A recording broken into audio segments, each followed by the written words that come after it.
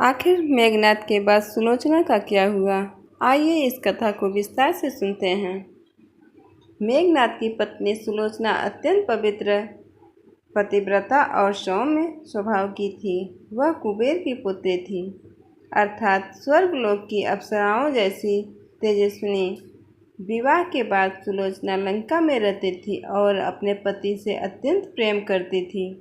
उसका जीवन केवल मेघनाद की सेवा और उनकी भलाई में ही समर्पित था।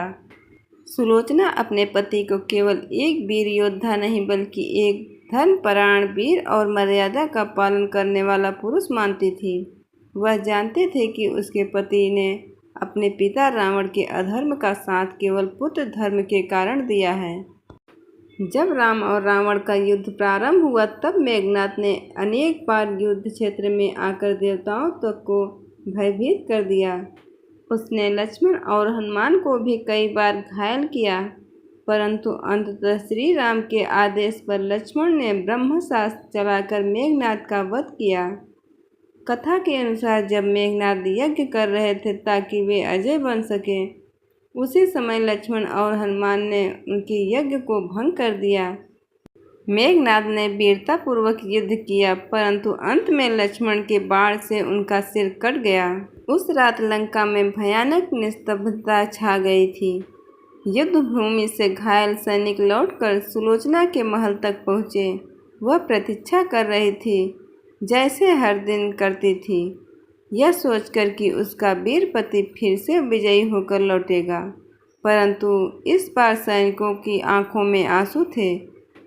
जब उसने पूछा, कहिए स्वामी कहाँ हैं? क्या वे सुरक्षित हैं? सैनिक ने मौन होकर उनके चरणों में सिर झुका लिया।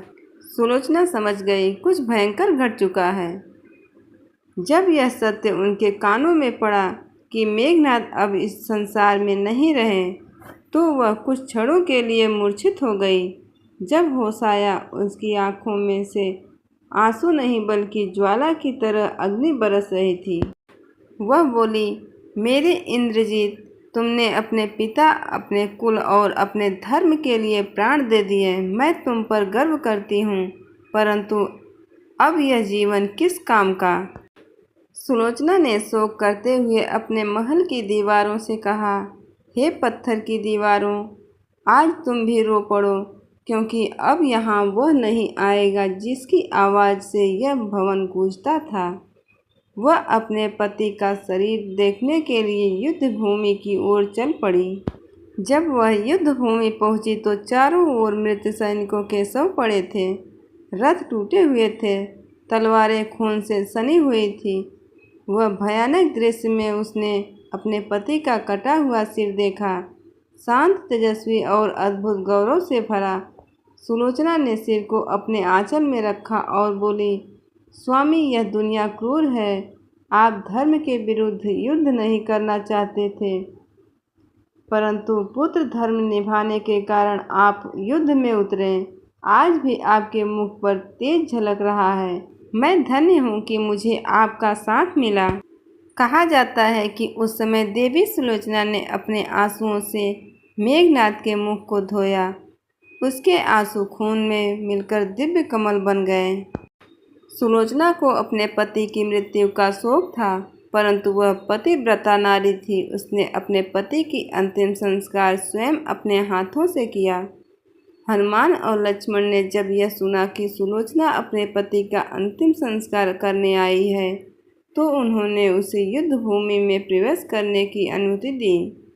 कहा जाता है कि जब सुलोचना युद्ध भूमि में आई तो हनुमान और लक्ष्मण ने आदरपूर्वक अपने सिर झुका लिए। हनुमान बोले, माता, आप पतिव्रता और का आदर्श हैं। हम आपके प्रति कोई दुर्भाव नहीं करेंगे। आपका पति वीर था और धर्म के लिए युद्ध में प्राण दे दिए।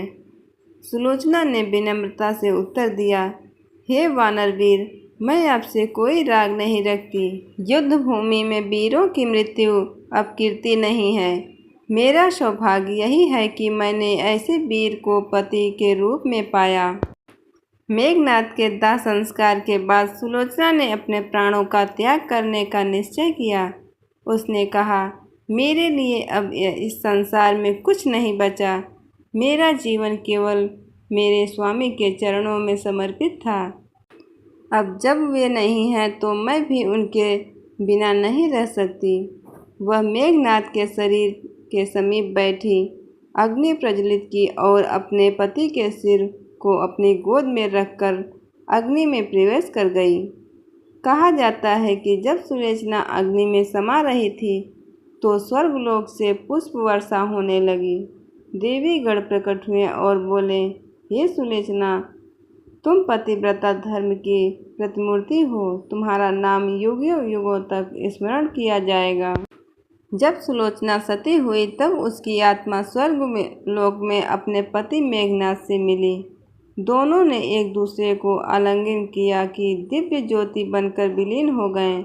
कहा जाता है कि उस समय आकाश में एक तेजस्वी प्रकाश फैल गया था, जिसे देखकर देवता भी स्तब्ध रह गए।